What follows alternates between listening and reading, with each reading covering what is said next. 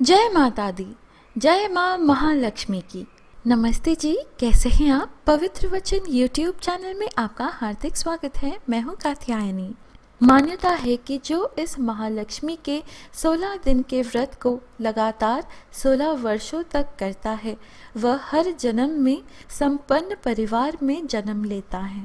व्रत के विषय में भविष्योत्तर पुराण में लिखा हुआ है कि माया, प्रकृति और शक्ति आदि नामों से तीनों लोकों में जो महालक्ष्मी देवी हैं, गज लक्ष्मी देवी हैं, उनको प्रसन्न करने का महान व्रत है। तो आइए दोस्तों, सुने महालक्ष्मी की दिव्य कथा।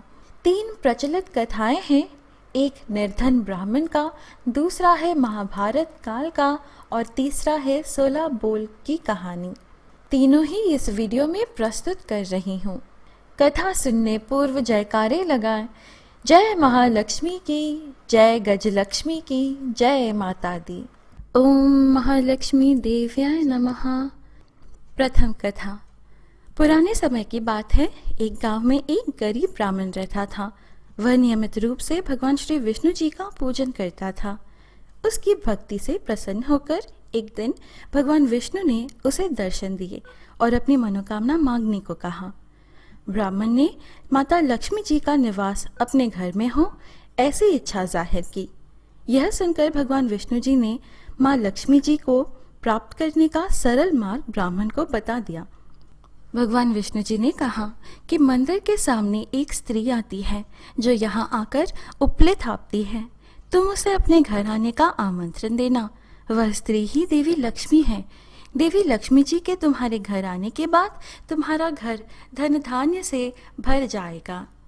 यह कहकर भगवान श्री विष्णु जी चले गए। अगले दिन सुबह 4 बजे ही ब्राह्मण मंदिर के सामने बैठ गया। माँ लक्ष्मी जी भी उपले थापने के लिए आ गई तो ब्राह्मण ने उन्हें अपने घर आने को निवेदन किया। ब्राह्मण की बात सुनकर माँ लक्ष्मी जी समझ गई कि यह सब भगवान विष्णु जी के कहने से हुआ है। माता लक्ष्मी जी ने ब्राह्मण से कहा, तुम महालक्ष्मी व्रत करो। 16 दिनों तक व्रत करने और 16वें दिन रात्रि को चंद्रमा को अर्घ्य देने से तुम्हारा मनोरथ पूर्ण होगा। ब्राह्मण ने देवी के कहे अनुसार ही व्रत और पूजन किया और देवी को उत्तर दिशा की ओर मुंह करके पुकारा। माता लक्ष्मी जी ने अपना वचन पूर्ण किया। उस दिन से ही यह व्रत पूरी श्रद्धा से किया जाता है। जो भक्त इसे पूर्ण श्रद्धा के साथ यह व्रत करता है, उसे अपार धन की प्राप्ति होती है, ऐसा माना जाता है। दूसरी कथा। एक समय महर्षि श्री वेदव्यास जी हस्तिनापुर पधारे। उनका आगमन सुन महाराज धृतराष्ट्र उनको आदर सहित राजमहल में ले गए। स्वर्ण सिंहासन पर विराजमान कर उनका पूजन किया। श्री व्यास जी से माता कुंती तथा गांधारी ने हाथ जोड़कर प्रश्न किया, हे महामुनि, आप त्रिकालदर्शी हैं, अतः आपसे हमारी प्रार्थना है कि आप हमको कोई ऐसा सरल व्रत तथा पूजन बताएं जिससे हमारा राज्य, लक्ष्मी, सुख संपत्ति, पुत्र पौत्रादि व परिवार सुखी रहे। इतना सुन श्री वेदव्यास जी कहने लगे, हम एक ऐसे व्रत का पूजन व वर्णन कहते हैं जिससे सदा लक्ष्मी जी का निवास होकर सुख समृद्धि की वृद्धि होती है। यह श्री लक्ष्मी जी का व्रत है। इसे गजलक्ष्मी व्रत भी कहा जाता है, जिसे प्रतिवर्ष आश्विन कृष्ण अष्टमी को विधिवत किया जाता है। हे महामुने, इस व्रत की विधि हमें विस्तार पूर्वक बताने की कृपा करे। तब व्यास जी बोले, हे देवी, यह व्रत भाद्रपद शुक्ल अष्टमी से प्रारंभ किया जाता है। इस दिन स्नान करके 16 सूत के धागों का डोरा बनाएं, उसमें 16 गांठ लगाएं, हल्दी से पीला करें। प्रतिदिन 16 दूब व 16 गेहूं डोरे को चढ़ाएं। अश्विन कृष्ण अष्टमी के दिन उपवास रखकर मिट्टी के हाथी पर श्री महालक्ष्मी जी की प्रतिमा स्थापित कर विधि पूर्वक पूजन करें। इस प्रकार श्रद्धा भक्ति सहित महालक्ष्मी जी का व्रत पूजन करने से आप लोगों की राज्य लक्ष्मी में सदा अभिवृद्धि होती रहेगी। इस प्रकार व्रत का विधान बताकर श्री वेदव्यास जी अपने आश्रम को प्रस्थान कर गए। इधर समयानुसार भाद्रपद शुक्ल अष्टमी से गांधारी तथा कुंती अपने अपने महलों में नगर की स्त्रियों सहित व्रत का आरंभ करने लगी। इस प्रकार 15 दिन बीत गए।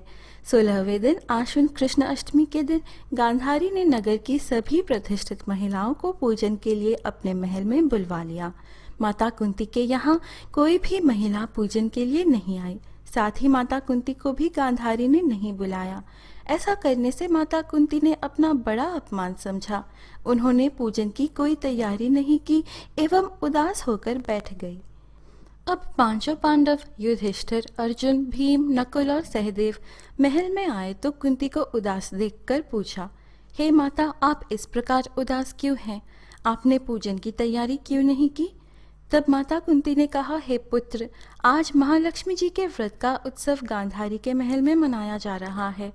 उन्होंने नगर की समस्त महिलाओं को बुला लिया और उसके 100 पुत्रों ने मिट्टी का एक विशाल हाथी बनाया, जिस कारण सभी महिलाएं उस बड़े हाथी का पूजन करने के लिए गांधारी के यहाँ चली गई, लेकिन मेरे यहाँ नहीं आई।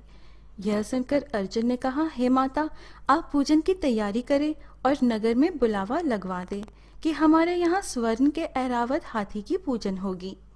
इधर माता कुंती ने नगर में ढिंडोरा पिटवा दिया और पूजा की विशाल तैयारी होने लगी। उधर अर्जुन ने बाण के द्वारा स्वर्ग से ऐरावत हाथी को बुला लिया। इधर सारे नगर में शोर मच गया कि कुंती के महल में स्वर्ण से इंद्र का ऐरावत हाथी पृथ्वी पर उतरकर पूजा जाएगा। समाचार को सुनकर नगर के सभी नर नारी, बालक एवं वृद्धों की भीड़ एकत्र होने लगी। उधर गांधारी के महल में हलचल मच गई। वहां एकत्र हुए सभी महिलाएं अपनी अपनी थालियां लेकर कुंती के महल की ओर जाने लगी। देखते ही देखते कुंती का सारा महल ठसाठस भर गया। माता कुंती ने ऐरावत को खड़ा करने हेतु अनेक रंगों के चौक पुरवाकर नवीन रेशमी वस्त्र बिछवा दिए। नगरवासी स्वागत की तैयारी में फूलमाला, अबीर, गुलाल, केसर हाथों में लिए पंक्तिबद्ध खड़े थे। जब स्वर्ग से ऐरावत हाथी पृथ्वी पर उतरने लगा तो उसके आभूषणों की ध्वनि गूंजने लगी।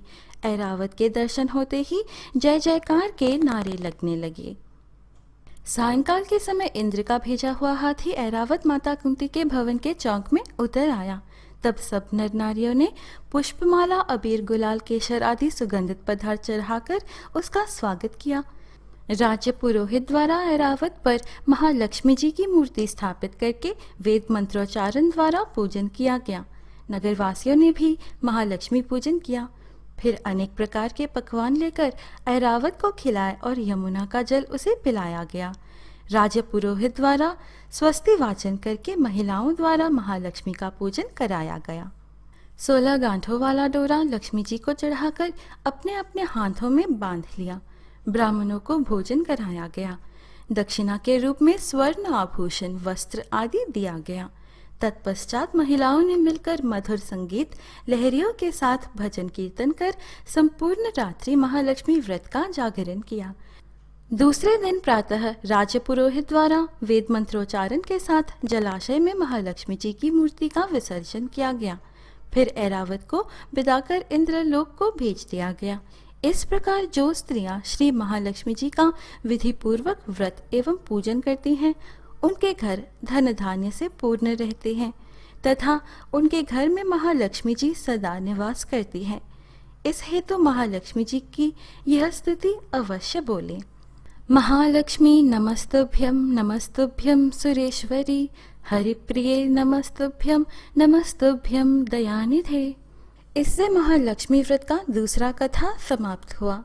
अब महालक्ष्मी व्रत की तीसरी कथा सुनते हैं दोस्तों, जिसे 16 बोल की कथा भी कहा जाता है।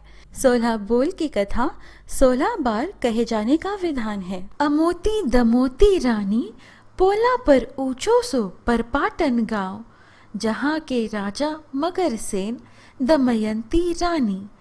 कहे कहानी सुनो हो महालक्ष्मी देवी रानी, हमसे कहते तुमसे सुनते 16 बोल की कहानी। दोस्तों, आपने वीडियो एंड तक देखा है, इसके लिए आपका दिल से बहुत बहुत धन्यवाद। कृपया इस वीडियो को लाइक करें और अपने बंधु मित्रों के साथ भी शेयर करिएगा। अगर आपको इस तरह की कथाएं अच्छी लगती हैं तो हमारे चैनल में इस तरह के कई और अच्छी वीडियोस हैं, तो सब्सक्राइब करके हमसे जुड़े रहें और साथ ही बेल नोटिफिकेशन ऑन करने से हमारे सभी लेटेस्ट वीडियोस की पहली खबर आपको पहुंचेगी। तो इजाज़त दीजिए दोस्तों, हम फिर मिलेंगे अगली वीडियो में। स्वस्ति।